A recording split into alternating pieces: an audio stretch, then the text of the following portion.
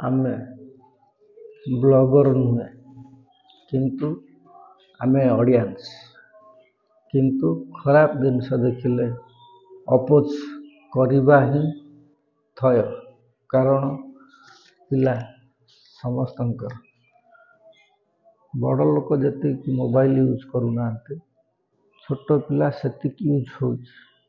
ବା ଘର ଭିତରେ ତୁମେ ଗୋଟେ କାର୍ଯ୍ୟ କରୁଥିଲା ବେଳେ ଛୋଟ ପିଲାଟି ମୋବାଇଲ ଧରି ଦେଇଛି, ତ ଫ୍ୟାମିଲିଟି ସେତେବେଳେ ଅଛନ୍ତି, କିନ୍ତୁ ସେତିକି ବେଳେ ସେ ଯେଉଁ ଦେଖୁଛନ୍ତି, ସେ ଭିତରେ ଯେଉଁ ଭଏସଟା ବାହାରି ଯାଉଛି, ସମସ୍ତଙ୍କୁ ମୁଣ୍ଡ ତଳକୁ ହେଲା ଭଳିଆ ଲାଗୁଛି।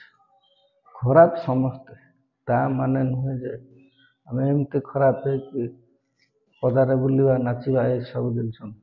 ଖରାପ ମିନ୍ସ ସମସ୍ତେ। ଖରାପ କାହାକୁ ବୁଝିବାକୁ ପଡ଼ିବନି, ଖରାପ ହେଉଛି ସମସ୍ତଙ୍କର ଥାଏ। ତେଣୁ ତା ମାନେ ନୁହେଁ ଯେ ଆମେ ଛୋଟ ପିଲାଙ୍କ ଆଗରେ ବି ଏସବୁ ବ୍ୟବହାର କରିବା, ଏସବୁର କଥା ନୁହେଁ। ଆମେ ସବୁ ଜାଣିଛନ୍ତି, ଜାଣିଲା ପରେ ମଧ୍ୟ ଆମେ କରୁଛନ୍ତି। ଆମେ କପଡ଼ା ଭିତରେ ବି କ'ଣ ଅଛି ଜାଣିଛନ୍ତି, ଫିର୍ ବି ଆମେ କପଡ଼ା ଖଣ୍ଡେ ପିନ୍ଧୁଛନ୍ତି। ତେଣୁକରି ଖରାପ ହେବାକୁ କେବେ ଚେଷ୍ଟା କର ନାହିଁ। ଖରାପଟା ସବୁବେଳେ ନୁହଁ, ଭଲଟା 90%, ଖରାପଟା 10%। ଯେଉଁ ଖରାପର ଶେଷ ମୋମେଣ୍ଟରେ ସେଟା ହେଉଛି 10 ମିନିଟ୍ର କାର୍ଯ୍ୟକ୍ରମ, ତାପରେ ଘୃଣାର ପରିଣତ ହୋଇଯାଏ।